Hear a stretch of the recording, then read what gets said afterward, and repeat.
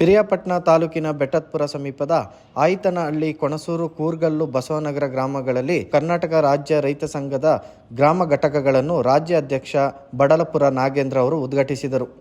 ನಂತರ ಮಾತನಾಡಿದ ನಾಗೇಂದ್ರ ಅವರು, ತಂಬಾಕು, ಕಬ್ಬು, ರಾಗಿ ಸೇರಿದಂತೆ ಇತರ ಬೆಳೆಗಳಿಗೆ ಬೆಂಬಲ ಬೆಲೆಗೆ ಹೋರಾಟ ಮಾಡಿ ಇದೀಗ ರೈತರ ಜೀವನದಲ್ಲಿ ಉತ್ತಮ ಗುಣಮಟ್ಟದ ಬೆಲೆ ಸಿಗುವ ಕಾರಣ ರೈತ ಹೋರಾಟದ ಫಲವಾಗಿದೆ ಹಾಗೂ ರೈತರ ಹೋರಾಟಕ್ಕೆ ಹೆಚ್ಚಿನ ಒತ್ತು ನೀಡಿ ರೈತರ ಸಮಸ್ಯೆಗಳನ್ನು ಆಲಿಸಿ ಮುಂದಿನ ದಿನಗಳಲ್ಲಿ ಇನ್ನೂ ಹೆಚ್ಚಿನ ರೀತಿಯಲ್ಲಿ ಸರ್ಕಾರದ ವಿರುದ್ಧ ಹೋರಾಟ ಮಾಡಿ ರೈತರ ಬದುಕಿಗೆ ಬೇಕಾದ ಯೋಜನೆಗಳನ್ನು ತರುವ ಮೂಲಕ ರೈತ ಸಂಘದ ರಾಜ್ಯದಲ್ಲಿ ಮಾದರಿಯಾಗಿರುವಂತೆ ನೋಡಿಕೊಳ್ಳಲಾಗುವುದು ಎಂದರು.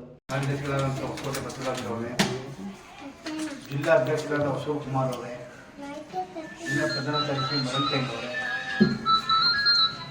ಹುಣಸೂರು ತಾಲೂಕಿನ ಅಧ್ಯಕ್ಷರಾದ ಸಿಕ್ಕಣ್ಣವರೇ, ಪ್ರಧಾನ ಕಾರ್ಯದರ್ಶಿ ರಾಮೇಗೌಡರೇ,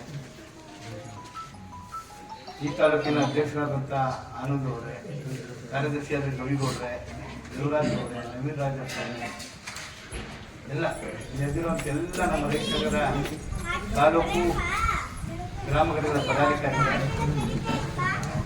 ಮಾಧ್ಯಮದ ರೈತರು, ಮೂಡಿಸೋಕ್ಕೆ ಜ್ಞಾನ ಕಡಿಮೆ ಇತ್ತು. ಇಂಥ ಸಂದರ್ಭದಲ್ಲಿ ರೈತರು ಹುಡ್ತಾರೆ.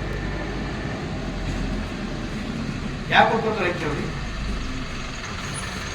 ರೈತರು ಹೇಳ್ತಾ ಇದ್ದೀವಿ, ನಮ್ಮ ನಿರೂಪಣೆ ಮಾಡೋರು ಸಕಲ ಕೋಟಿಗೂ ಜೀವರಾಶಿಗೂ ಅನ್ನ ಹಾಕೋರು ರೈತರು, ದೇಶದ ಬೆನ್ನೆಲುಬು ಅಂತ ಹೇಳೋದು ನಿಜ. ನೀತಿದೆ ದೇಶದ ಬೆನ್ನೆಲುಬು.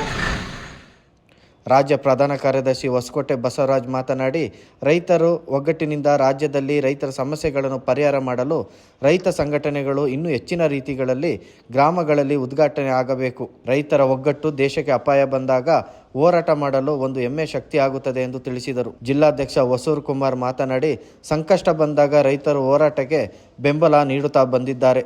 ರೈತರ ಪ್ರತಿ ಹೋರಾಟವು ಸರ್ಕಾರ ವಿರುದ್ಧ ಮಾಡುತ್ತಿರುವುದರಿಂದ ರೈತ ಸಂಘಟನೆಗೆ ಹೆಚ್ಚಿನ ಸಹಕಾರವಾಗಲಿದೆ ಎಂದು ತಿಳಿಸಿದರು.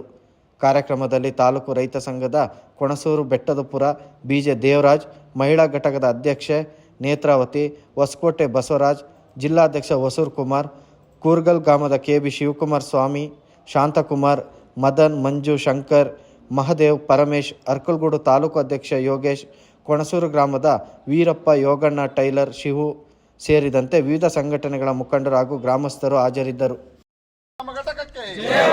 ಕೂರ್ಗಲ್ ಗ್ರಾಮ ಘಟಕಕ್ಕೆ, ಕೂರ್ಗಲ್ ಗ್ರಾಮಸ್ಥರಿಗೆ, ಕೂರ್ಗಲ್ ಮುದ್ದು ಮಕ್ಕಳಿಗೆ, ಕೂರ್ಗಲ್ ಮಹಿಳೆಯರಿಗೆ